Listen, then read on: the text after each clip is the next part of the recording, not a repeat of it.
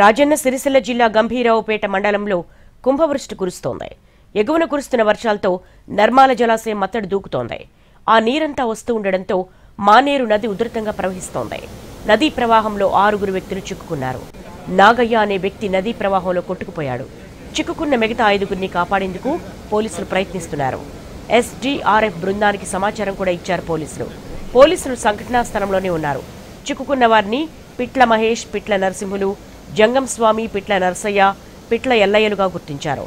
జిల్లా కలెక్టర్ సందీప్ కుమార్ ఝా, ఎస్పీ మహేష్లు పరిస్థితిని పర్యవేక్షిస్తున్నారు.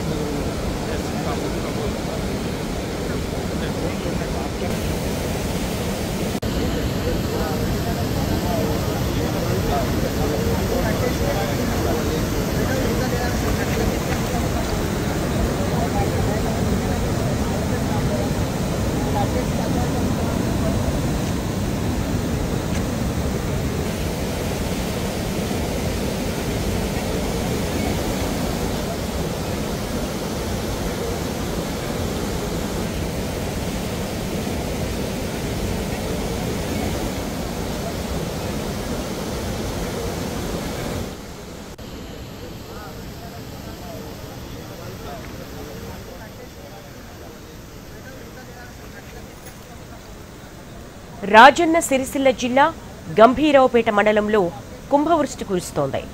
ఎగువన కురుస్తున్న వర్షాలతో నర్మాల జలాశయం మత్తడి దూకుతోంది. ఆ నీరంతా వస్తూ ఉండడంతో మానేరు నది ఉధృతంగా ప్రవహిస్తోంది. నదీ ప్రవాహంలో 6 వ్యక్తులు చిక్కుకున్నారు. నాగయ్య అనే వ్యక్తి నదీ ప్రవాహంలో కొట్టుకుపోయాడు. చిక్కుకున్న మిగతా 5 కాపాడేందుకు పోలీసులు ప్రయత్నిస్తున్నారు. ఎస్డీఆర్ఎఫ్ బృందానికి సమాచారం కూడా ఇచ్చారు పోలీసులు సంఘటనా స్థలంలోనే ఉన్నారు. చిక్కుకున్న వారిని పిట్ల మహేష్, పిట్ల నరసింహులు, జంగం స్వామి, పిట్ల నరసయ్య, పిట్ల ఎల్లయ్యలుగా గుర్తించారు. జిల్లా కలెక్టర్ సందీప్ కుమార్ ఝా, ఎస్పీ మహేష్లు పరిస్థితిని పర్యవేక్షిస్తున్నారు.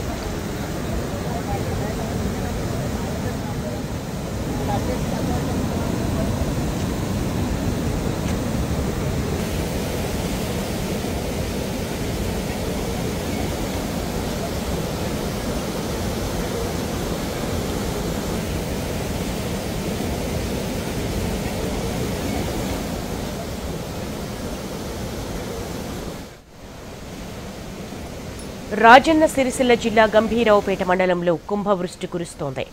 ఎగువన కురుస్తున్న వర్షాలతో నర్మాల జలాశయం మత్తడి దూకుతోంది. ఆ నీరంతా వస్తూ ఉండడంతో మానేరు నది ఉధృతంగా ప్రవహిస్తోంది. నదీ ప్రవాహంలో 6 వ్యక్తులు చిక్కుకున్నారు. నాగయ్య అనే వ్యక్తి నదీ ప్రవాహంలో కొట్టుకుపోయాడు. చిక్కుకున్న మిగతా 5 కాపాడేందుకు పోలీసులు ప్రయత్నిస్తున్నారు. ఎస్డీఆర్ఎఫ్ బృందానికి సమాచారం కూడా ఇచ్చారు సంఘటనా స్థలంలోనే ఉన్నారు చిక్కుకున్న వారిని పిట్ల మహేష్, పిట్ల నరసింహులు, జంగం స్వామి, పిట్ల నరసయ్య, పిట్ల ఎల్లయ్యలుగా గుర్తించారు. జిల్లా కలెక్టర్ సందీప్ కుమార్ ఝా, ఎస్పీ మహేష్లు పరిస్థితిని పర్యవేక్షిస్తున్నారు.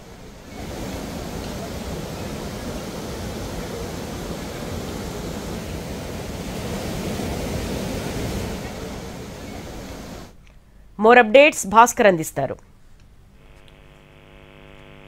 దేవి గంభీరావుపేట మండలం నర్మాల వద్ద వరద ప్రవాహం ఎక్కువ కావడంతో అప్పర్ మానేరు జలాశయం నుంచి వస్తున్న వరదకు మానేరు రివర్ ఏదైతుందో మానేరు నదిలో ఒక 5 గ్రామస్తులు చిక్కుకున్నారు. వారిని వెంటనే రక్షించేందుకు సిరిసిల్ల జిల్లా కలెక్టర్ సిరిసిల్ల జిల్లా ఎస్పీ రంగంలోకి దిగారు. SDRF అంటే స్టేట్ డిజాస్టర్ మేనేజ్మెంట్ బృందాలను ఇప్పటికే రప్పించే ప్రయత్నం చేస్తా ఉన్నారు. వారికి తాత్కాలికంగా వారికి ఆహారాన్ని అందించేందుకు డ్రోన్ల సహాయంతో కూడా కొన్ని ప్రయత్నాలు అయితే అధికారులు చేస్తా ఉన్నారు. అందులో ఒకరు పంపుకాడి నరసయ్య అనే వ్యక్తి కొట్టుకుపోయినట్టయితే బంధువులు చెప్తా ఉన్నారు. ఆ గల్లంతైన వ్యక్తి ఆచూకీ కోసం బంధువులు అక్కడే ఉండి నది ఒడ్డున ఉండి ఏడుస్తున్నారు. అధికారులు కూడా ఆ గల్లంతైన వ్యక్తి ఆచూకీని కనుగొనే ప్రయత్నాలు అయితే ఇప్పటికే ముమ్మరం చేశారు. రెవెన్యూ అధికారులు ఇటు డిజాస్టర్ మేనేజ్మెంట్ అధికారులు కూడా ఒక సమన్వయంతో ఇప్పటికైతే ఒక రెస్క్యూ ఆపరేషన్ అయితే చేస్తా ఉన్నారు. ఇప్పటి వరకు అయితే ఆ పశువుల కాపరి ఆచూకీ దొరకలేదు. ఆ నది మధ్యలో పశువులను మేపేందుకు వెళ్లిన 5 రక్షించేందుకైతే అధికారులు ప్రయత్నాలు చేస్తా ఉన్నారు. NDRF బృందాలకు కూడా కబురు పంపించారు. సిరిసిల్ల జిల్లాలో పెద్దగా వర్షాలు లేకపోయినప్పటికీ ఎగువన కురుస్తున్నాయి. ఎగువన కామారెడ్డి జిల్లాలో రాజంపేట మండలం తర్వాత ఇటు మాచారెడ్డి మండలంలో కురిసిన భారీ వర్షాలకు అప్పర్ మానేరు వస్తున్న వరదకే ఈ పరిస్థితి నెలకొన్నదని చెప్పేసి అధికారులు చెప్తా ఉన్నారు. ఈ నది పరివాహక ప్రాంతాల్లో ఉన్న ప్రజలు అప్రమత్తంగా ఉండాలి. ప్రవాహం మరింత పెరిగే అవకాశాలున్నాయి. ఎందుకంటే 20 సెంటీమీటర్లకు పైగా వర్షం 4 మండలాల్లో నమోదైంది.